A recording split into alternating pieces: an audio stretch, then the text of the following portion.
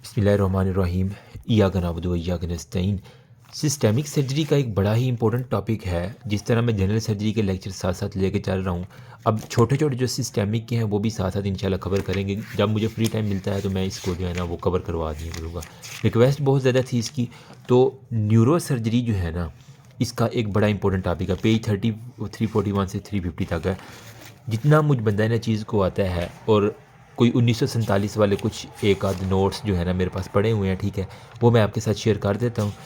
इंशाल्लाह इतना हो जाएगा कि आपका कोई एग्ज़ाम का क्वेश्चन नहीं रहेगा, ठीक है।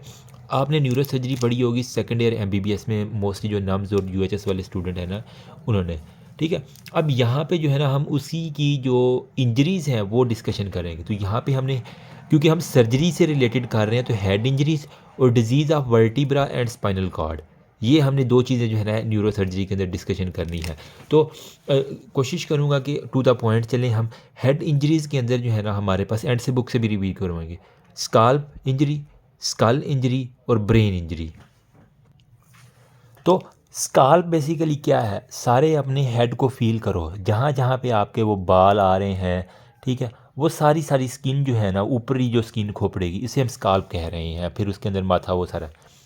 स्कल क्या है, जो अंदर उनके उसको मैं खोल दूँ अंदर से, ठीक है, तो वो वहाँ से जो स्कल है अंदर हड्डियाँ और वो सारी चीज़ें, उसके अंदर हमारे पास तीन चीज़ आ जाती है: anterior cranial fossa, middle cranial fossa और पोस्टीरियर क्रेनियल फोसा। मतलब आपने अगर वो न्यूरो एनाटमी पढ़ी हो, ठीक है, उसके अंदर हमारे पास क्या था, हमारे पास एक था एंटीरियर क्रेनियल फोसा आँखों वाली साइड पे, फिर मिडल क्रेनियल फोसा था, ठीक है, और हमारे पास लास्ट वाला पोस्टीरियर क्रेनियल फोसा था। यही थे ना, ठीक है। तो अब इन्हीं की डिवीजन हमने कर दी है कि स्कल के ऊपर ये होगी। जबकि ब्रेन के अंदर हमारे पास दो टाइप्स की इंजरी आती हैं। एक हमारे पास होता है जी प्राइमरी ब्रेन इंजरी, फिर होती है सेकेंडरी ब्रेन इंजरी। प्राइमरी को उसने फर्दर डिवाइड कर दिया diffuse axonal injuries, cerebral concussions and cerebral contusion and laceration. सारे बताता हूँ क्या होते हैं। सबसे पहले देखो ना यार, स्काल्प बेसिकली क्या है, इसके अंदर रिच ब्लड सप्लाई है, और लेसरेशन जो स्काल्प की होती है ना, वो बड़ी सीवियर ब्लीडिंग करती है। आप अमूमन बचपन में देखा होगा किसी बच्चे को सर में वटा लग जाए, ठीक है, या कोई चोट लग जाए, बैट लग जाए, अमूमन खेलते हुए बॉयज़ जो है ना वो लड़ाई हो जाए, ठीक है, तो स्काल्प के ऊपर इंजरी सबसे ज़्यादा फुहारे की तरह खून निकलता है। तो ये एक तो रिच ब्लड सप्लाई है, ठीक है। और यहाँ पे जो मोस्टली जो रोड ट्रैफिक एक्सीडेंट में बाइकर हजरात हैं, क्यों उन्हें हेलमेट रिकमेंड करते हैं, ये स्काल्प इंजरी की वजह से बहुत ज़्यादा होता है। सीवियर ब्लीडिंग होती है, अगर हमने कंट्रोल नहीं की, ठीक है, तो हमारे पास इसके बहुत ख़तरनाक हो सकते हैं, ठीक है। तो इंजरी को हमने कैसे मैनेज करना होता है, सबसे पहले डिब्राइटमेंट करते हैं। पेशेंट आता है, उसकी डिब्राइटमेंट करके उसकी सूचरिंग कर दिया करते हैं। मतलब वहाँ पे सूचर हमने लगा के उसको ब्लड को रोक देना होता है। स्कल की इंजरी मेजर इंपॉर्टेंट है, ठीक है। यहाँ पे मोस्टली जो क्रशिंग इंजरीज होती है, अमूमन क्रश किसी टायर के नीचे सारा आ गया है खुदा ना खास्ता, ठीक है, तो इसके अंदर हमारे पास जो है ना स्कल, फिर वो टायर के अंदर किस किस तरह की हो सकती है। या वो हमारे पास हो सकता है क्रश जो है ना वो लीनियर क्रश हो सकता है, ठीक है, या फिर हमारे पास वो क्या हो सकता है, डिप्रेस हो सकता है। मतलब स्कल अंदर से डिप्रेशन के अंदर चला गया है, तो लीनियर हो सकता है, या फिर हमारे पास क्रशिंग के अंदर उसका डिप्रेस हो सकता है। जो डिप्रेस होता है ना, ये हमारे पास फर्दर क्या काज करवा देता है, ये हमारे पास एक्स्ट्रा ड्यूरल हेमरेजेस, या फिर हमारे पास सब ड्यूरल हेमरेजेस, ठीक है, सब ड्यूरल हेमरेजेस। मैं आपको बताता हूँ, ये है जी मेरे पास एक ब्रेन, ठीक है। अब देखो, हमने अभी ब्रेन की इंजरी पे स्कल के ऊपर, स्कल मतलब इसके ऊपर जो हड्डियाँ वो सारी हैं, वो मैं कह रहा क्रश होगी, या तो वो लीनियर होगी या फिर वो अंदर धंस जाएगी। जब वो अंदर धंसेगी, जो उसने जाके ब्रेन को डैमेज करना है, तो उसकी वजह से जो ब्रेन डैमेज होगा वो या तो एक्स्ट्रा ड्यूरली ब्रेन डैमेज होगा, या फिर ड्यूरा मैटर के नीचे जो मेनिंजेस की लेयर है, ठीक है, उससे ऊपर ड्यूरा मैटर, रेक्नाइड और पाया मैटर, ठीक है, तो वहाँ पे जाग तक अगर इंजरी जाए, तो वहाँ तक ब्रेन को अगर हिट करने तक पहुँच जाए, तो वहाँ पे उसे हम कहेंगे वो डिप्रेस पे रखिए। ये दो टाइप्स के हो गए, ईजी हो गया। फिर हमारे पास होता है जी, अब बेस ऑफ स्कल में हमारे पास क्या होता है, सी एस एफ फ्रैक्चर। जब बेस ऑफ स्कल का होता है ना, तो इसके अंदर सबसे ज़्यादा क्या होता है, जो सी एस एफ लीकेज है ना, वो बहुत ज़्यादा इंपॉर्टेंट है, ठीक है। अमूमन नाक से जो है ना वो सेरिब्रोस्पाइनल फ्लूइड जो है ना वो आ रहा है, जिसे हम कहते हैं सी एस एफ रिनोरिया। तो सी एस एफ स्कल के फ्रैक्चर के अंदर आपको सी एस एफ न्यूरोरिया, मतलब नाक के, जब ब्रेन को यहाँ पे ऊपर स्कल को चोट लगेगी, तो यहाँ से एक ऐसा रूट आएगा जो इसका सी एस एफ फ्लूइड है, वो नाक के ज़रिए एक अपना नया रास्ता बना लेगा, जिसे हम कहते हैं फिस्चूला, सी एस एफ फिस्चूला जिसे हम कह रहे हैं, ठीक है। वो सी एस एफ फिस्चूला बनने की वजह से हमारे पास नाक के अंदर से जो है ना वो सारे का सारा उसका सेरिब्रोस्पाइनल फ्लूइड आना शुरू हो जाएगा, जिसे हम कहते हैं सीएसएफ रिनोरिया। अब ये साथ में इंजरी किसको कर सकती है? ऑल्फैक्टरी नर्व को कर सकती है, ऑडिटरी नर्व्स को कर सकती हैं। वो सारे हम देखते हैं किसके अंदर कौन सी होती है। तो अब अगर आपको इसकी एनाटमी थोड़ी सी पता होगी तभी आपको पता चलेगा। देखो, एंटीरियर क्रेनियल फोसा की जब भी इंजरी होगी आगे वाले हिस्से की, ठीक है, तो इसमें क्या होगा? सपोज करें कि ये हमारे पास है जी, यहाँ से यहाँ तक एंटीरियर क्रेनियल फोसा, ठीक है। इसको एक इमेजिनरी लाइन, ये इंटीरियर क्रेनियल फोसा, ये हमारे पास मिडिल क्रेनियल फोसा है, और ये हमारे पास सारे का सारा लास्ट वाला पोस्टीरियर क्रेनियल फोसा है।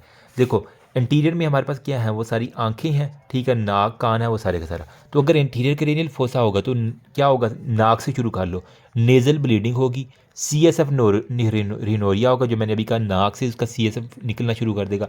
और यहाँ पे पहली 1 to 6 नर्व जो है ना, ठीक है, तो फर्स्ट से 6 नर्व जो है ना वो हम आपके पास, फर्स्ट में हमारे पास कौन सी होती है?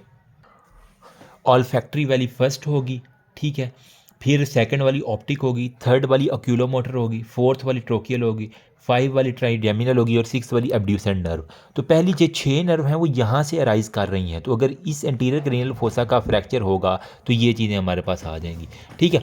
साथ में वो कह रहा है कि बेस ऑफ स्कल जो है ना वहाँ पे हमारे पास ब्लड की लीकेज होगी, तो आंखों के गिर्द जो है ना पेरी ऑर्बिटल टिश्यू, मैंने कहा एक तो नाक से निकल रही चीज़ें, फिर 6 नर्वें निकाल दी, और आंखें जो है ना उसके गिर्द जो है ना वो काली काली आंखें होनी चाहिए, जिसे हम कहते हैं रैकॉन आइज़ या पांडा बेयर आइज़, ठीक है। तो रैकॉन आइज़ हमारे पास, आपने अमूमन रैकॉन आइज़ को देखा होगा। ये वाली पिक्चर देखो, यहाँ पे उसकी आंखें देखिए बिल्कुल कैसी काली हैं। ज़्यादा नहीं मैं दिखाऊंगा क्योंकि ये फिर दिखाना जो है ना यहाँ पे पहले भी वीडियो के अंदर आ गया रिस्ट्रिक्शन। तो रैकॉन आइज़ यहाँ पे हमारे पास आ जाएंगी। मिडिल क्रेनियल फोसा ये वाला है, अब इसकी हम बात कर रहे हैं। तो इसके अंदर मेरी जान क्या होगा? 6 से आगे कौन सी होती हैं नर्व? 7 और 8th नर्व, ठीक है। 6 तो पीछे चलेगी ना, 7th और 8th नर्व जो है ना मोस्टली यहाँ पे आएगी। अब यहाँ पे देखो आपकी साइडों पे कान आ रहे हैं, यहाँ पे था नाक और आंखें थी, यहाँ पे अब आपके कान आ रहे हैं। एयर एक कान यहाँ पे लगा हुआ है, एक कान यहाँ पे। तो यहाँ पे जब इंटीरियर में था तो हमारे पास नाक से सीएसएफ आ रहा है, अगर मिडिल क्रेनियल का होगा तो फिर कान से निकल आएगा हमारे पास सीएसएफ, ठीक है। तो हमारे पास यहाँ पे क्या होगा? सीएसएफ ओटोरिया होगा। ओटोरिया मतलब कान से हमारे पास जो है ना, अगर आपने ईएनटी अच्छे से पढ़ी है तो CSF otorrhoea middle cranial fossa के अंदर आएगा, तो कानों से आएगा। 7th और 8th नर्व जो है ना वो चली जाएगी। और bleeding from the air, even जो हेमरेज, जो इंट्रा क्रेनियल हेमरेजेस हुए हैं वो कान से खून निकलेगा, सीएसएफ निकलेगा 7-8 नर्व की। और इसके अंदर वजह क्या है 7-8 नर्व टूटने की? हमारे पास जो पीटरस बोन है ना यहाँ पे, वो हमारे पास फ्रैक्चर होगी, जिसकी वजह से हमारे पास 7 और 8 नर्व होगी। लास्ट में हमारे पास होता है जी posterior cranial fossa. Posterior cranial fossa की हम बात कर रहे थे, ठीक है। तो पोस्टीरियर में हमारे पास क्या होगा? ब्रूजिंग आपको नज़र आएगी सब ऑक्सीपिटल, ये जो आपकी पीछे गर्दन वाली रीजन है सब ऑक्सीपिटल रीजन, यहाँ पे एक तो ब्रूजिंग होगी। यहाँ पे हमारे पास क्या थी? 7 और 8th नर्व इन्वॉल्व थी। अब आगे क्या रहेगी? 9, 10 और 11, ठीक है। 9, 10 और 11 नर्व जो है ना वो यहाँ पे आपके पोस्टीरियर क्रेनियल, 12 नहीं आएगी, ठीक है। और यहाँ पे कान के पीछे एक, यहाँ पे हमारा कान लगा तो कान के बिल्कुल पीछे ये वाला सपोज करें, ये इसे हम कह लेते हैं जी मेस्टाइड रीजन है। तो यहाँ पे आपको एक जो है ना वो ब्रूज नजर आएगा, जिसे हम कहते हैं बैटल साइन। तो बैटल साइन आपको कहाँ पे मिलेगा? पोस्टीरियर क्रेनियल फोसा के फ्रैक्चर के अंदर मिलेगा। तो मरीज़ आ जाए उसके अगर कान के पीछे कोई ब्रूजिंग है तो इसका मतलब है उसका पोस्टीरियर क्रेनियल फोसा रप्चर है। यहाँ पे हमारे पास 9, 11 और 12 नर्व गई, मिडल वाले में 7 to 9 गई, इंटीरियर वाले में 1 to 6 गई। यहाँ से नाक से और रिनोरिया आएगा, यहाँ से कान से ओटोरिया आएगा, ठीक है। और यहाँ पे कोई इस तरह का फ्लूइड वगैरह नहीं आएगा। इजी हो गया। अब जी हमारे पास आ जाती है जी ब्रेन की लास्ट में इंजरी। पहले इसकी जो है ना चलो मैनेजमेंट यहाँ पे मैं बता देता हूँ। जब भी मरीज़ आपके पास इस तरह का आ जाए, आपको सिम्टम मिल गए हैं, आपको पता चल गया आप मिडल है, इंटीरियर या पोस्टीरियर है, तो आपने मैनेजमेंट वही करनी है ATLS प्रोटोकॉल के ज़रिए। एयरवे, ब्रीथिंग, सर्कुलेशन, डिफॉर्मिटीज़, उसको सारे को ठीक करना है, ठीक है। और साथ में आपने NG ट्यूब जो है ना वो आपने ऐसे पेशेंट में कभी भी नहीं डालनी। क्यों? जब अगर आप NG डालोगे तो ये फर्दर ब्लीडिंग को एग्रावेट कर देगा, ठीक है। अब देखना है आपने आया कि वो फ्रैक्चर जो है ना अब बिल्कुल इस तरह सीध के अंदर चीरा लगा हुआ है या अंदर की तरफ धंसा हुआ है, आया कि लीनियर फ्रैक्चर है या डिप्रेस फ्रैक्चर है, ठीक है। ये लीनियर अगर होगा तो ये आमतौर पे अमूमन खुद ब खुद कंजर्वेटिवली मैनेज हो जाता है। अगर डिप्रेस हुआ है तो ये इसका मतलब नीचे स्ट्रक्चर को जो है ना वो हमारे पास डैमेज कर सकता है। तो अब डिप्रेशन अगर हल्की सी है तो फिर तो चलो चल जाएगी, लेकिन अगर डिप्रेशन इतनी है कि वो स्कल बोन की थिकनेस, सपोज करें ये मेरी स्कल बोन है, इसकी थिकनेस तक जो है ना वो डिप्रेशन चली गई है, तो इसका मतलब है कि ये ख़तरनाक है। एक तो हेमाटोमा होगा, फिट्स होंगे, ठीक है, और इसके अंदर जो है ना वो ओपन फ्रैक्चर और वो सारे सारे मतलब खून निकलेगा और उसको मरीज़ को जो है ना डिप्रेस फ्रैक्चर में दौरे भी पड़ जाएंगे। नेक्स्ट हमारे पास है ब्रेन की इंजरी। अब ये हमारे पास जो है ना प्रॉपर ये ब्रेन है ना, इसकी इंजरी आ गई है। सबसे पहले हमने ऊपर जो स्काल था वो देखा, फिर हमने देखा स्कल देखा, अब हम ब्रेन के ऊपर पहुंच गए हैं कि आया कि ब्रेन को भी किसी तरह हिट कर सकते। अल्लाह ने देखो यहाँ पे कितनी लेयर लगाई, अब ये लेयर भी हमने उतार दी है, अंदर ब्रेन आ गया। तो हमारे पास क्या हो सकता है, प्राइमरी ब्रेन इंजरी हो सकती है, या फिर हमारे पास हो सकती है सेकेंडरी ब्रेन इंजरी। ठीक है, प्राइमरी ब्रेन इंजरी क्या होती है, अगर कोई डायरेक्ट ट्रॉमा हुआ है, ठीक है, तो यहाँ पे आप कर देंगे प्राइमरी में हमारे पास क्या है जी, direct trauma to the brain हो गया। ठीक है, और यहाँ पे इसको उसने फर्दर दो मिनट आया कि वो काउप इंजरी हो सकती है, या फिर हमारे पास हो सकती है काउंटर काउप हो गया। ठीक है, काउंटर काउप हो सकती है। काउप का मतलब क्या है कि मतलब अगर मैंने यहाँ से मारा है तो यहीं पे अगर इंजरी हुई है तो इसका मतलब है काउप इंजरी। अगर मैंने यहाँ से मारा है, ब्रेन ये जो इसकी यहाँ पे स्कल बोन थी इसके साथ जाके हिट किया और यहाँ पे इंजरी होगी, चोट यहाँ पे लगी है, ब्रेन को इंजरी यहाँ पे हुई है, तो ये हमारे पास होती है जी काउंटर काउप।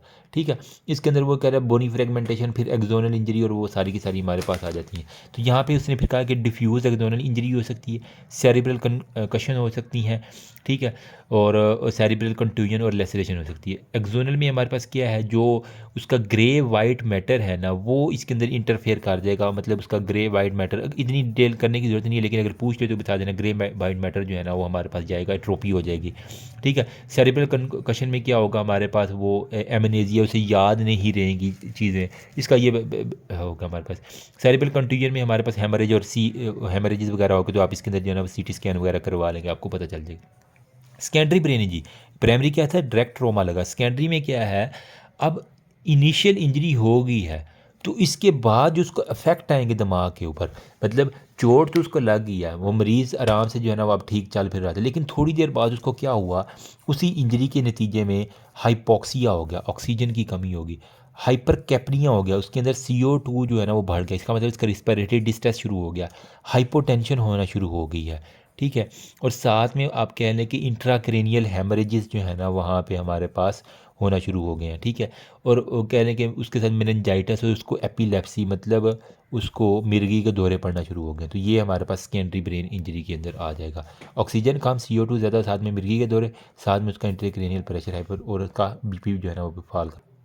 अब मैं यहाँ पे आपको बताता हूँ कि हमारे पास क्या क्या क्लिनिकल फीचर्स क्या हैं ब्रेन इंजरी के, और इसकी हमने मैनेजमेंट क्या करनी है। ठीक है, जब पेशेंट आपके पास आएगा ना, अगर उसको ब्रेन की इंजरी है, अब प्रॉपर ये मेरे ब्रेन है, अगर यहाँ पे कहीं पे चोट लगी है तो नंबर 1 पे उसका इंट्राक्रेनियल प्रेशर जो है ना वो हद से ज़्यादा रेज्ड हो जाएगा, क्यों, वहाँ पे वेसल फ्रैक्चर की हुई है। ठीक है, यहाँ पे वो सेरिब्रल परफ्यूजन बहुत ज़्यादा कम हो जाएगी। ठीक है, अब सेरिब्रल परफ्यूजन किस तरह आप निकालते हैं, सेरिब्रल परफ्यूजन के लिए आप उसका ब्लड प्रेशर लेते हैं, उसके में माइनस करते हैं इंट्राक्रेनियल प्रेशर, तो उसके अंदर जो आप सेरिब्रल परफ्यूजन देखेंगे अगर वो कम होगी तो इसका मतलब उसको ब्रेन की इंजरी हो चुकी है। ठीक है, साथ में इस्कीमिया होगा, उसके अंदर सिस्टेमिक ब्लड प्रेशर और वो ब्रेडिकार्डिया के सारे साइन होंगे। इसके अंदर एक उसने वर्ड यूज़ किया हुआ कुशिंग रिफ्लेक्स का। What is Cushing reflex? Cushing reflex की डेफिनेशन यहीं से कर लो, जब भी ब्रेन की इंजरी होगी तो हमारे पास सेरिब्रल परफ्यूजन कम होगी, जब सेरिब्रल परफ्यूजन कम होगी तो हमारा जो है ना सिस्टम एक्टिवेट होगा, रिस्पिरेटरी सेंटर जो है ना वो एक्टिवेट होगा, वो क्या करेगा, हमारे पास जो उसकी सिस्टेमिक ब्लड प्रेशर है उसको इंक्रीज़ करेगा, लेकिन उसका जो दिल है वो ब्रेडिकार्डिया की तरफ जाना शुरू कर देगा। तो bradycardia, systemic BP increase, cardiac activity decrease, और साथ में उसका जो है ना जो सेरिब्रल परफ्यूजन है वो कम हुई है, तो इसके नतीजे में जो रिफ्लेक्स जनरेट हुआ इसे हम कहेंगे कुशिंग रिफ्लेक्स। ठीक है, अब इसके अंदर वो कह रहा है कि पेशेंट हेडेक के साथ प्रेजेंट करेगा, उसको प्रोजेक्टाइल वॉमिटिंग होगी, सर दर्द, उल्टियाँ, साथ में उसको BP उसका बहुत तेज़ होगा, और आंखों के गिर्द पेपिलोडीमा जब आप उसको फंडोस्कोपी के जरिए देखेंगे तो होगा। ठीक है, अब इसके अंदर वो कह रहा है कि हमारे पास वो ल्यूसिड इंटरवल भी इसके अंदर आते हैं, तो वो बाकी बातें हम बाद में देखते हैं। अब यहाँ पे जी मैनेजमेंट किस तरह करनी है, बंदा आ गया, आपको पता चल गया जी ब्रेन इंजरी है, तो इसके अंदर आपने सबसे पहले प्राइमरी सर्वे और रिससिटेशन करने हैं।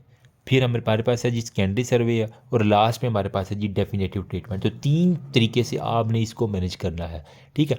प्राइमरी सर्वे के अंदर आप क्या करेंगे, उसकी जो है ना वो airway, breathing, circulation, ventilation, disability और ABCDE वो सारा करेंगे।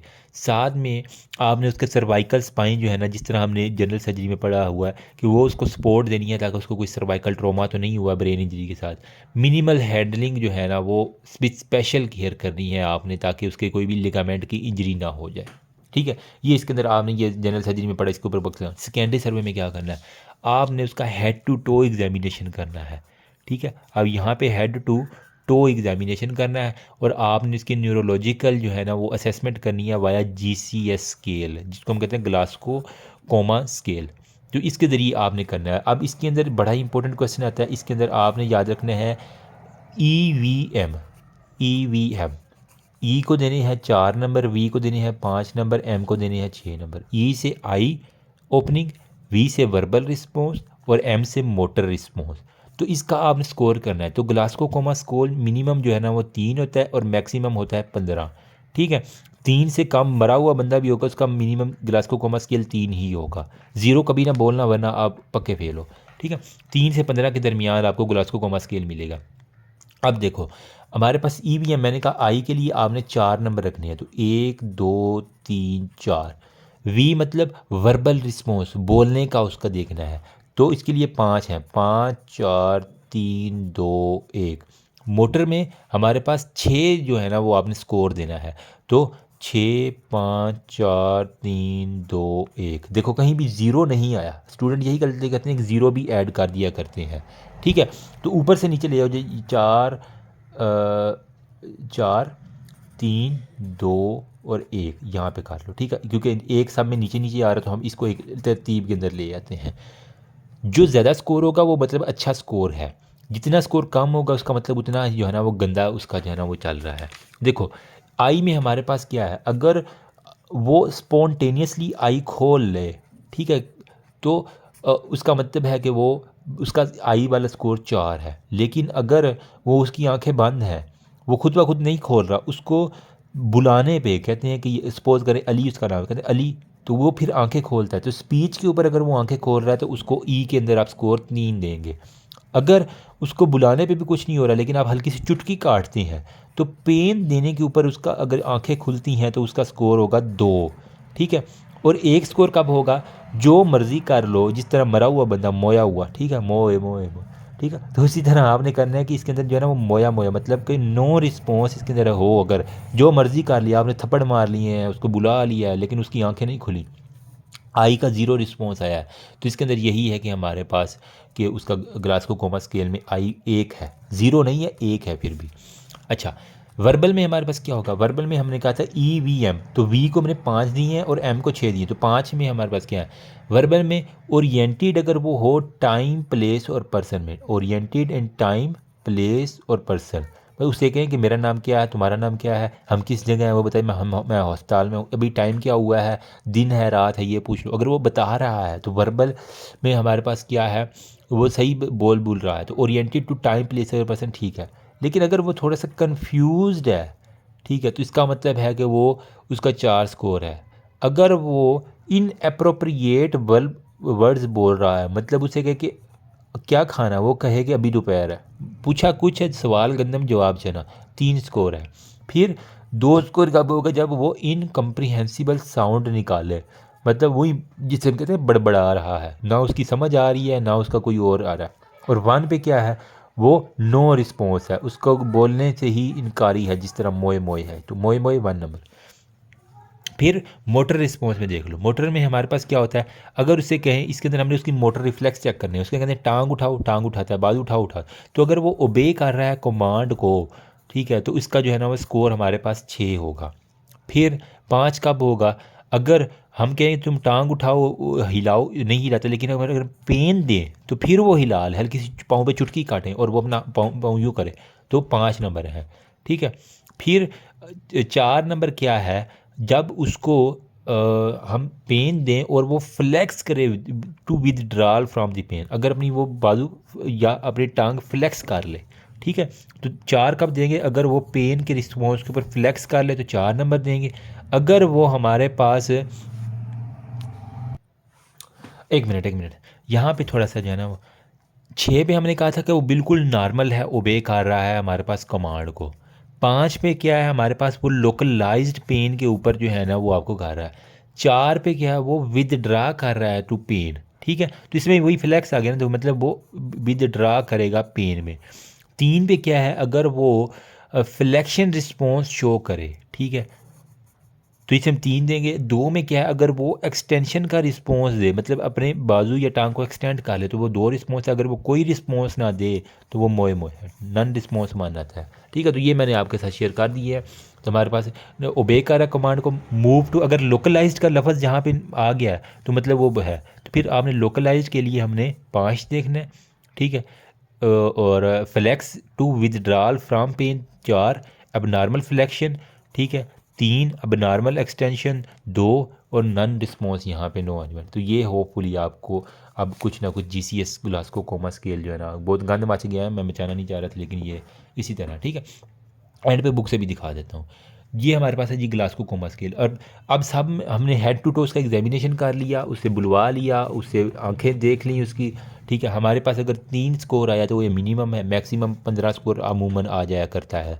ठीक है, ये हमें बताता है कि कितनी ट्रॉमेटिक इंजरी हुई है, लेवल बता देता है कॉन्शियसनेस का, वो हमारे पास आता है। लेकिन इसकी वो कह रहा है कि ग्लासको कोमा स्केल की कुछ लिमिटेशन है। ठीक है, वो लिमिटेशन क्या है, अगर अच्छा खासा बंदा है लेकिन उसको एंडोट्रेकियल ट्यूब डली हुई है, तो वो वर्बली जो कुछ भी आपके साथ रिस्पॉन्स नहीं कर पाएगा। ठीक है, तो अगर एंडोट्रेकियल ट्यूब है तो वो कैन नॉट टॉक, लेकिन बंदा तो बिल्कुल ठीक है, उसका ग्लासको 5 है, लेकिन वो बोल ही नहीं पा रहा। तो ये इसकी कुछ लिमिटेशन है। अगर किसी को एंडोट्रेकियल ट्यूब डली है तो इसके अंदर उसका ग्लासको कोमा स्केल थोड़ा सा मुश्किल हो जाता है। ठीक है, अब वो कह रहा है हमारे पास अमूमन जो हमारे पास ग्लासको कोमा स्केल, उसको हम लिखते हैं E4V5M6, EVM है ना, तो मैंने इसको यूं ही याद कर, E4V5 और M6 हमारे पास स्कोर होता है। लेकिन अगर किसी को इंट्यूबेटेड किया हुआ है, मतलब उसके मुंह के अंदर कुछ डाला हुआ है इस तरह, तो हम उसको क्या फिर लिखेंगे, E4 फिर वी इंट्यूबेटेड, वी के ऊपर आप कह लेंगे इंट्यूबेटेड, और M6 आप कह देंगे। बंदा बिल्कुल ठीक है लेकिन उसको मुंह के अंदर कुछ डाला हुआ उसके, ठीक है, तो वो फिर हम उसको वी को कोई स्कोर देने के बजाय वी इंट्यूबेटेड लिखेंगे। ये हमारे पास बात है। ठीक है, और लास्ट पे वो कह रहा है हमारे पास अगर कोई कोई ये आपने करना है कि बंदा ड्यूरिंग ग्लासको कोमा स्केल किसी शौक में ना हो, कोई उसने ड्रग ना ली हो, कोई अल्कोहल ना लिया हो। ठीक है, वरना वो इस सारे ग्लासको कोमा स्केल को जो है ना वो डिस्टर्ब कर सकती है। ठीक है, तो एक हमने कहा कि अगर उसको इंट्यूबेशन हुई है उसके अंदर इसकी लिमिटेशन है। नंबर सेकंड पे उसने अल्कोहल वगैरह पी हुई है या ड्रग ली हुई है तो उसके अंदर हो सकता है।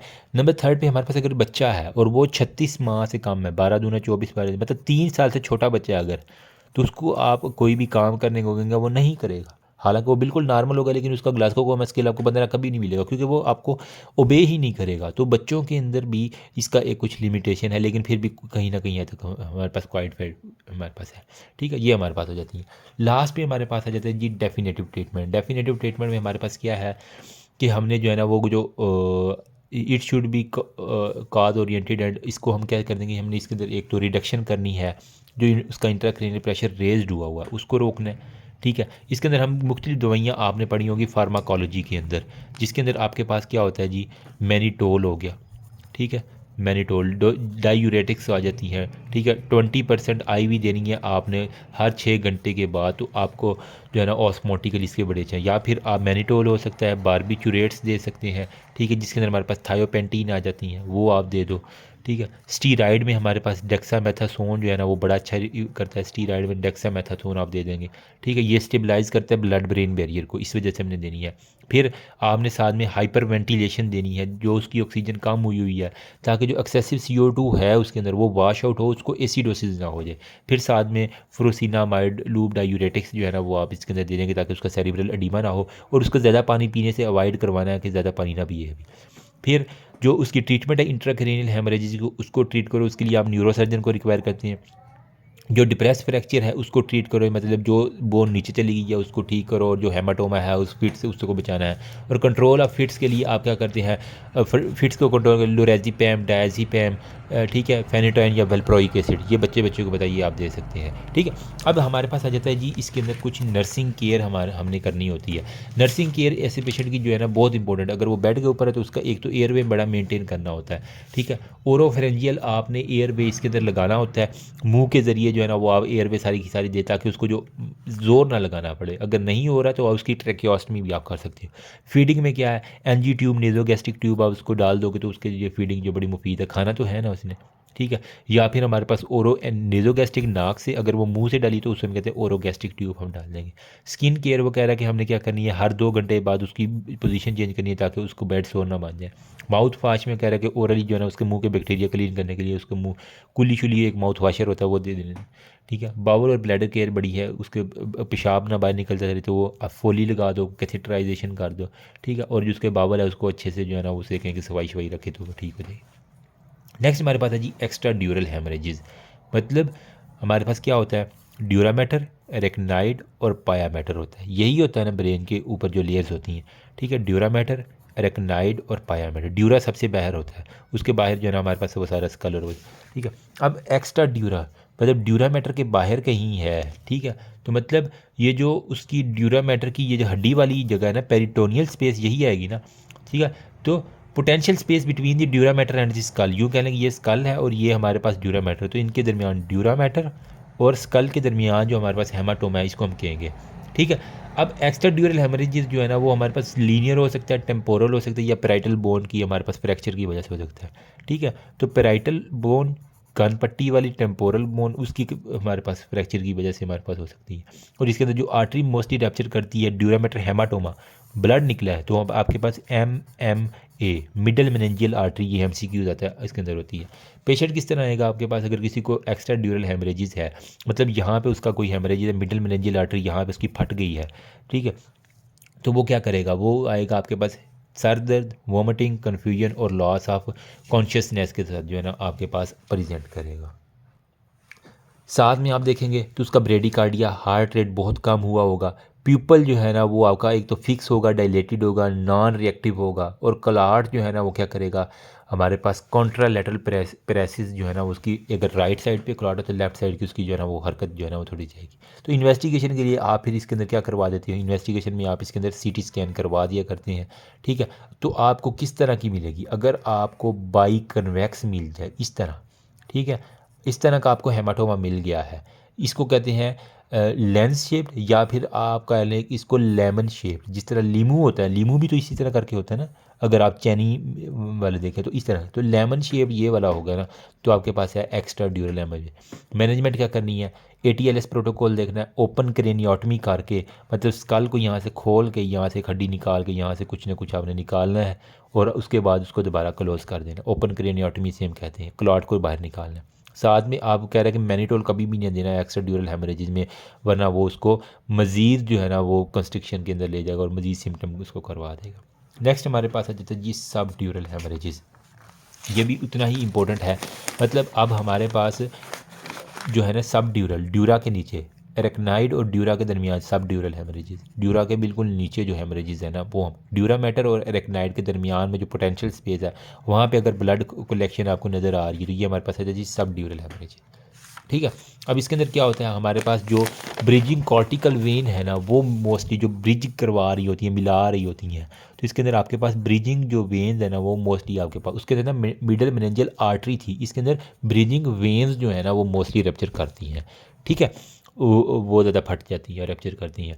तो वजह क्या है, वो ये ट्रोमा है, एडवांसिंग एज के अंदर जो है ना वो हमारे पास सिम्टम क्या है, वो हेडेक है, वोमिटिंग है, वेट वीकनेस है, कन्फ्यूजन है, सीयर है, वर्टाइगो है, विजुअल डिस्टर्बेंस, उसको नज़र आना जो है ना धुंधला हो जाता है। साइन क्या है उसके, पेपिलोडीमा आँख के ऊपर उसका इफेक्ट होगा, फेशियल वीकनेस होगी, मोटर सिमेट्री होगा, एफेजिया होगा, मेमोरी लॉस होगी, सारी की सारी। क्लासिफिकेशन एक्यूट, सब एक्यूट और क्रोनिक है। एक्यूट क्या है, अगर पेशेंट जो है प्रेजेंट करे ट्रोमा के 3 दिन के अंदर अंदर, तो ये इसका मतलब है आप इसको एक्यूट कैटेगरी में रखेंगे। आपने सिम्टम्स देखे और उसके अंदर देखा, तो अगर वो 3 दिन के अंदर रखा, अगर वो 4 से 20 दिनों के अंदर आया है, ठीक है, तो ये हमारे पास सब एक्यूट है। अगर वो 20 दिन से ज़्यादा हो गए हैं उसको और उसके बाद वो आया, तो वो हमारे पास क्रोनिक जो है ना वो सब ड्यूरल। आपको पता कैसे चलेगा ये सब ड्यूरल है या एक्स्ट्रा ड्यूरल? एक तो सिम्टम्स होंगे, नंबर सेकंड पे आपने सीटी और एमआरआई या ब्रेन जो है ना वो आप करवा लेते हैं। सीटी के ऊपर आपको क्या मिलेगा?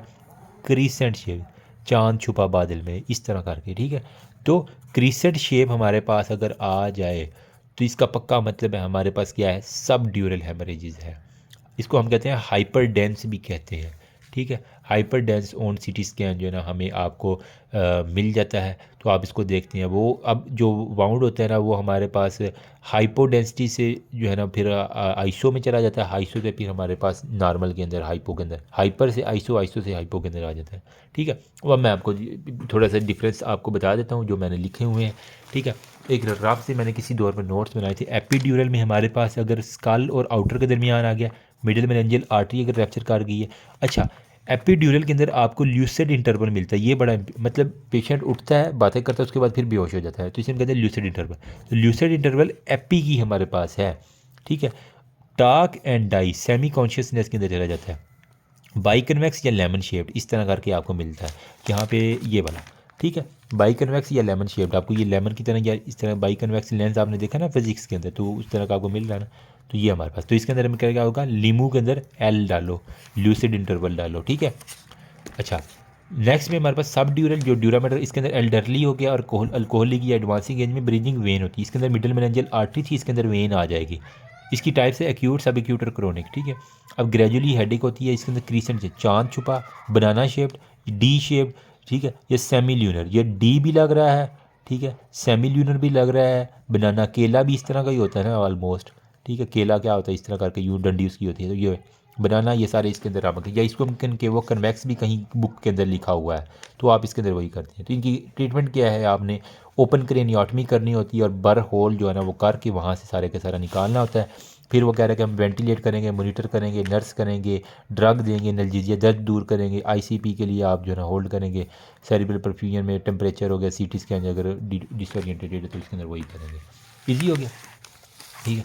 अब लास्ट में हमारे पास आ जाता है जी यहाँ पे ब्रेन की डेथ, मतलब कि इस खूबसूरत ब्रेन की अगर मौत हो जाए तो वो कैसे होगी? कैसे हमें पता चलेगा कि ये ब्रेन जो है ना अल्लाह के सपुर्द हो गया? अगर अनरिस्पॉन्सिव हो जाए to all mode of stimulation, आपने उसे बुला लिया, पेन दे दी, उसे थप्पड़ मार लिया, जो मर्जी कर लिया, तो ऑल मोड ऑफ स्टिमुलेशन के ऊपर वो अनरिस्पॉन्सिव है, उसका रिस्पायरेटरी सिस्टम बिल्कुल रुका हुआ है, उसकी ईईजी इलेक्ट्रिकल जो है ना वो इन जो ईईजी दिमाग की, दिल की ईसीजी होती है, दिमाग की ईईजी होती है, ठीक है। इलेक्ट्रिकल इनकेफ्लोग्राफी आई थिंक इस तरह करके होता है, ईईजी, ठीक है। तो उसकी बिल्कुल ईईजी जो है ना वो हमारे पास बिल्कुल ना आए एक दिन तक, ठीक है। एक दिन तक ईईजी ना आए, अरेस्ट हो जाए रिस्पायरेटरी, सांस उसका बिल्कुल नहीं आ रहा, और unresponsive to all mode of stimulation, all mode of stimulation उसको नहीं रिसीव हो रहे, ठीक है। और साथ में वो कह रहा है कि हमारे पास कार्डिक एक्टिविटीज़, लेकिन जो है ना वो थ्रू कार्डिक एक्टिविटीज परजिस्ट कुछ ना कुछ कर जाती हैं, तो इसके अंदर यही है कि हमारे पास हमारा कुछ होगा, ठीक है। तो इसे हम कहते हैं कि ब्रेन डेथ है ये बेहे की, ठीक है। अब अगर क्या ब्रेन डेथ होगी तो ऐसे बंदे को क्या कफन दफन जनाजा पढ़ा के दफना दे? देखना है आया कि अगर वो लड़की है, वो हामला है, तो उसके अंदर सिर्फ ब्रेन की डेथ हुई है, ठीक है, बाकी तो उसके सिस्टम वैसे ही एक्टिव है, दिल उसका चल रहा है, ठीक है।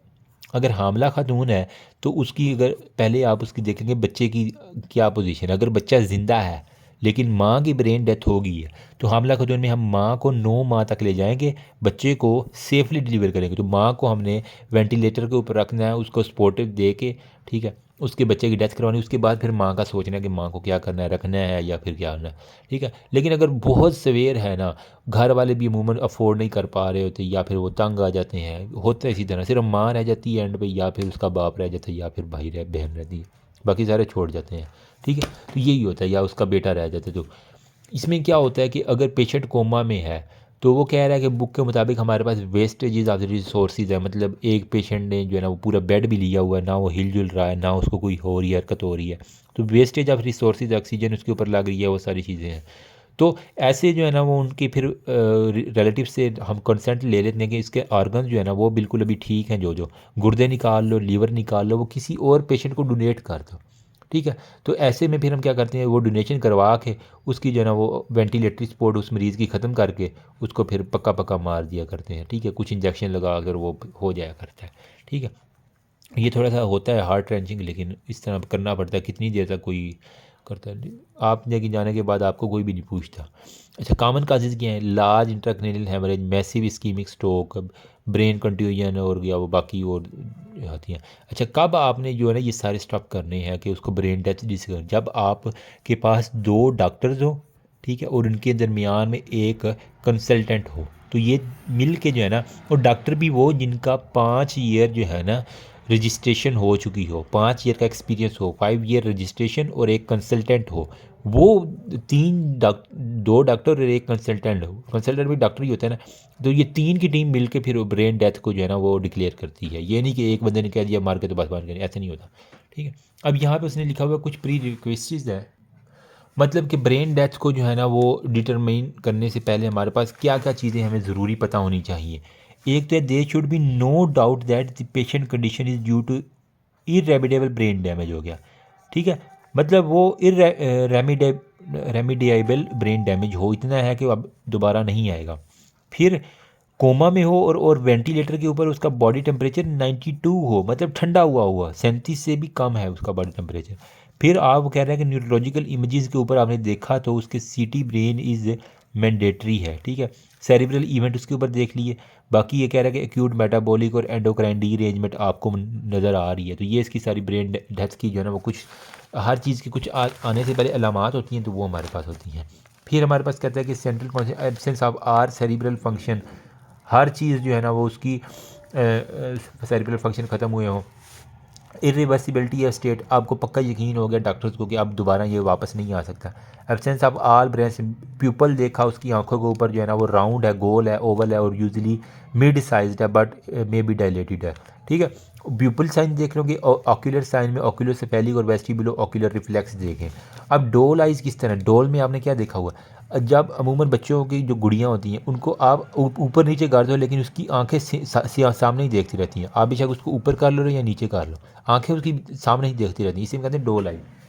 तो यही है कि उसका हेड टर्न भी कर लो ना 90 डिग्री के ऊपर, फिर भी जो है ना वो उसको वही जो है ना वो डोल आइज़ की मूवमेंट, मतलब उसकी आइज़ जो है ना वो टर्न करने के ऊपर भी नॉर्मल पर्सन की जो है ना वो हमारी। ऑक्यूलो वेस्टिबुलर रिफ्लेक्स में क्या, उसके कान के अंदर ठंडा पानी डालो। अगर कान के अंदर ठंडा पानी डाला है 50 ml तक, ठीक है, तो इससे बड़ी इरिटेशन होती है। लेकिन अगर उसको ना हो, उसका पहले हेड जो है ना वो 30 डिग्री एलिवेट कर लो बेड के ऊपर, उसके कान के अंदर पानी डालो, ठीक है। टिम्पैनिक मेम्ब्रेन दोनों कानों में डालना है आपने, ठीक है, 5-5 मिनट के गैप के साथ। फिर आइस कूल्ड वाटर जो आप डालेंगे ना, तो अगर आंखें उसकी हरकत कर रही हैं हल्की फुल्की, तो मतलब उसके अंदर कुछ थोड़ी बहुत जान है। अगर नहीं आ रही तो मतलब फिर बंदा अल्लाह के सुपुर्द है। फिर एब्सेंस ऑफ फेरेंजियल और गैग रिफ्लेक्स हो गया, कॉर्नियल और जा रिफ्लेक्स जो है ना वो देखने, पेनफुल स्टिमुलेशन के ऊपर भी एब्सेंट है। एपनिया टेस्ट कर लो, मतलब आप उसको बाहर से CO2 हद से ज़्यादा दो। जब हद से ज़्यादा CO2 तो सांस फूलता है ना हमारा, ताकि हम अगर उसको वेंटिलेटरी इस तरह के कोई स्टीमुलस आ रहा है CO2 की ज़्यादा देने की वजह से, तो फिर तो है, लेकिन अगर नहीं आ रहा तो फिर उसका मतलब है कोई ऐसा नहीं है, ठीक है। वो कह रहे हैं हमने 60 mm ऑफ IG, अमूमन नॉर्मल क्या होता है 35 से 45 तक आई थिंक होते हैं ना, हमने 60 तक लेके जाना है। अगर वहाँ पे है तो हमारे पास ठीक है, ठीक है। बाकी वो कह रहे हैं कि कंफर्मेटरी में हमने सेरिब्रल एंजियोग्राफी करवा लो, MRI करवा लो, डॉपलर करवा लो, डायस्टोलिक ब्लड फ्लो, EEG करा लो, ब्रेन स्टेम करा लो, सोमेटोसेंसरी इवोक्ड पोटेंशियल एपनिया टेस्ट और टेक्टिनियम 99 ब्रेन जो है ना ब्रेन स्कैन करवा लो। बाकी कह रहा है डिफरेंशियल हाइपोथर्मिया, इलेक्ट्रिक शॉक भी तो उसको हो सकता है, ये ज़रूरी नहीं ब्रेन डेथ हो। या अगर किसी ने थायोपेंटीन ज़्यादा ले लिया, ठीक है, उसकी वजह से होता है ब्रेन स्टेम एनसेफेलाइटिस हो सकता है, एक्यूट मेटाबॉलिक डिजीज, इसको हमने दिमाग में रख के फिर कर देना होता है, ठीक है। अब यहाँ पे लास्ट में हमारे पास है जी कुछ इंट्राक्रेनियल ट्यूमर्स। तो जो इंट्राक्रेनियल ट्यूमर्स हैं ना, इनके अंदर हमारे पास मतलब क्रेनियम के अंदर कोई ट्यूमर है, ठीक है। नॉर्मली वो कह रहा है कि जो आपका क्रेनियल कैविटी है, खोपड़ी है, इसका जो ओवरऑल वॉल्यूम है वो हमारे पास है 1700 ml, ठीक है, टोटल। इसके अंदर से आपका जो ये जो ब्रेन मैटर है ये वाला, ये हमारे पास है जी 1400 ml, ठीक है। बाकी जो 150 है वो इसके अंदर खून है, ब्लड है, और बाकी फिर 150 जो है ना वो इसके अंदर CSF है। तो 1400 ये है, फिर इसके अंदर जो खून चल रहे हैं वो 150, और 150 जो है ना वो इसका CSF है। CSF, ब्लड और 1400, ये टोटल मिला के 1700 ml का पूरा एक वॉल्यूम बन जाता है। ठीक है। अब वो कहता है अगर कोई भी चीज़, एक चीज़ ज़्यादा हुई है तो दूसरी चीज़ इसको कंपनसेट करती है। ठीक है। सपोज करें ये इसने ओवरऑल 1700 के ऊपर अपने आप को मेंटेन करना है। अगर ये ज़्यादा होगा ये खुद को कम कर लेगा, ये ज़्यादा है तो ये खुद को कम कर लेगा। ठीक है। लेकिन अगर रेज इंट्राक्रैनियल प्रेशर इतना ज़्यादा हो जाए कि वो ब्रेन टिश्यू को कंप्रेस करना शुरू कर दे, ठीक है, अगर इतना ज़्यादा बाहर प्रेशर हो गया कि उसने इसको कंप्रेस करना शुरू कर दिया है, तो हमारे पास वोमिटिंग, हेडेक, अर्ली मॉर्निंग बहुत ज़्यादा होगी, disturbance of consciousness, blurring of vision होगी। ठीक है।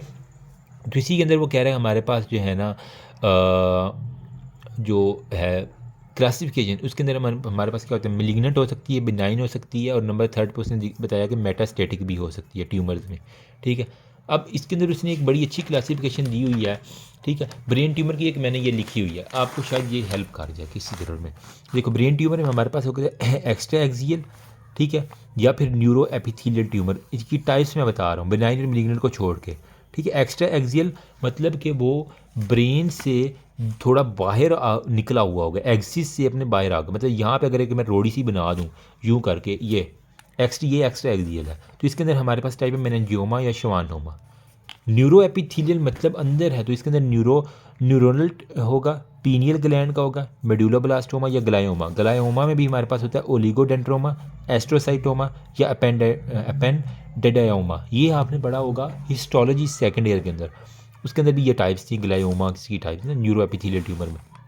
बाकी हमारे पास मेटास्टेटिक हो गया, फिर पिट्यूटरी ट्यूमर्स हैं, ट्यूमर लाइक मालफॉर्मेशन होती हैं। ठीक है। तो इसके अंदर वो हमारे पास होते हैं। बाकी इसके अंदर कुछ कार्डिनल फीचर होते हैं ब्रेन ट्यूमर के, ICP रेज्ड होगा, सीजर्स होंगे और फोकल न्यूरोलॉजिकल डेफिसिट होता है। ठीक है। ये वही बातें उसने यहाँ पे सारी की हुई हैं जो मैं आपको बताना चाह रहा हूँ। अब यहाँ पे उसने जो है ना वो मिलिग्नेंट के अंदर एस्ट्रोलॉजिकल है, एनाप्लास्टिक है, ग्लायोब्लास्टोमा है, ओलिगोडेंड्रियोमा है, एपेंडेडियोमा है, इसको उसने मिलिग्नेंट में कर दिया है। साइन क्या है, अर्ली मॉर्निंग हेडेक होगी, डेफिसिट सीजर और बाकी CT MRI बायोप्सी कर लेंगे, ट्रीटमेंट ऑक्सीजन करनी पड़ेगी, रेडियोथेरेपी का, कीमोथेरेपी जो कैंसर की होती है, किसको नहीं पता। बिनाइन में हमारे पास मेनिंजियोमा, पिट्यूटरी, एक्वेस्टिक है, एपिडर्मल है, कोलाइडल और हेमियोब्लास्ट, इसमें 2-3 बस याद कर लेना, तो ये हमारे पास हो जाती हैं। जब यहाँ पे हमारे पास वो मेनिंजियोमा को जो हमारे पास है ना, इसको डिस्कशन कर रहा है कि मोस्ट कॉमनली वोमेन के अंदर होता है और पैरासेजिटल सेरिब्रल कॉन्वेक्सिसिटी के अंदर हमारे पास आती हैं। बाकी डायग्नोसिस हमने CT MRI के ऊपर करना होता है, ये सारे का सारा। ठीक है। पिट्यूटरी ट्यूमर की उसने बात की है, जो हमारे पास कह रहा है कि वो हमारे पास प्रोलैक्टिनोमा जो है ना पिट्यूटरी ट्यूमर की वजह से हो सकता है। G ग्रोथ हार्मोन, ये प्रोलैक्टिनोमा हो सकता है। एडिनोमा ऑफ ग्रोथ हार्मोन हो गया, या एडिनोमा ऑफ ACTH, ये 3 इसकी कैटेगरीज उसने यहाँ पे हमारे पास कर दी हैं। फोकस हो जाओ यार। ठीक है। बाकी क्लिनिकल फीचर में गलेक्टोरिया है। ठीक है। प्रोलैक्टिनोमा में हमारे पास आ गया एक्रोमेगैली है, उसका कद बड़ा होगा, कुशिंग सिंड्रोम, हाइपरथायरॉयडिज्म, ये बच्चों वाली बात है। MRI CT और पेरियोस्टियल साइनस जो है ना वो आपकी सैम्पलिंग कर लेंगे। उसकी मेटास्टेटिक ट्रीटमेंट में वो यही कह रहा है कि हमने फर्स्ट लाइन जो है ना वो हमने ट्यूमर को जो है ना वो उसकी प्रेजेंटेशन के ऊपर डिपेंड करता है। सर्जरी जो है ना इसके अंदर फर्स्ट लाइन है, एक्सेप्ट प्रोलैक्टिनोमा। प्रोलैक्टिनोमा के लिए आप कहते हैं कि हमारे पास डोपामीन एगोनिस्ट है जिसके अंदर ब्रोमोक्रिप्टिन देते हैं, तो प्रोलैक्टिनोमा ट्रीट हो जाता है। ठीक है। बाकी एक्वेस्टिक न्यूरोमा नाम में ही काम है, 8th क्रेनियल नर्व जो है ना इसके अंदर सारे का सारा मसला है। अब इसके अंदर वो कह रहे हैं हमारे पास इसको जब कान की नर्व का मसला है तो वर्टाइगो, हेयर लॉस, रिंगिंग होगी, सेरिब्रोपेंटल एंगल में कंप्रेशन में वो कह रहे हैं 9 और 10 नर्व में MRI और एडोट्रीमेट्री आप कर लेंगे तो हमारे पास होगा। लास्ट में हमारे पास है जी हाइड्रोसेफलस। लास्ट पे जी हाइड्रोकेफलस या हाइड्रोसेफलस जो भी आप पढ़ते हैं, मतलब इसके अंदर क्या है, बच्चे का सर बड़ा हो गया है। वजह क्या है, उसका जो इंट्राक्रेनियल प्रेशर है ना वो रेज होगा, जिसकी वजह से बच्चे के सर तो अभी नरम मुलायम होता है, अगर वो कंटिन्यूसली रेज तो उसका सर जो है ना वो बॉडी की बजाय इतना बड़ा उसका सर होगा। अब यहाँ पे वो यही कह रहा है, बुक से ही देख लो जल्दी से, कि रे excessive cerebrospinal fluid in the cranium imbalance, जब उसकी प्रोडक्शन और ऑब्जॉर्प्शन में या तो बन ज़्यादा रहा है, अगर बन नॉर्मल रहा है तो उसकी ऑब्जॉर्प्शन नहीं हो रही, तो इसके अंदर इम्बैलेंस है। प्रोडक्शन और ऑब्जॉर्प्शन के अंदर हमारे पास इम्बैलेंस है, इसकी वजह से हमारे पास सारे का सारा काम होगा। ठीक है। अब इसके अंदर वो कह रहा है कि हमारे पास हो सकता है ऑब्स्ट्रक्शन हो जाए, स्टीनोसिस है किसी एक्विडक्ट की। ठीक है। आप खुद भी थोड़ा सा दिमाग के ऊपर जोर दें तो अब यही है कि डेफिशिएंसी ऑफ ऑब्जॉर्प्शन है, मेनिंगोमायोसील है, एक्यूट मेनिंजाइटिस है, कोई इन्फेक्शन चल रहा है, कोई प्रोडक्शन ज़्यादा है, सेरिब्रल डिसजेनेसिस है। सिम्टम्स क्या आएंगे, सर दर्द, ब्लर विजन, ठीक है, retardation of motor and intellectual development और वोमिटिंग वगैरह, ये सारी की सारी होगी।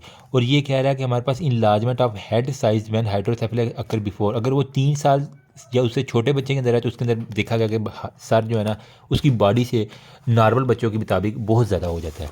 ठीक है, अब इसके अंदर साइन किया है, इसके अंदर वगैरह के स्मॉल प्यूपल है, अनट्रीटेड इवेंचुअल डायलेटेड प्यूपल होती हैं, बाइलेटरल एब्ड्यूसेंट पालसी होती है, एक्सटेंसर पोस्चरिंग होती है, बाकी कह रहा है एक्सटेंसर प्लांटर रिस्पॉन्स, वो बच्चों वाली बात है।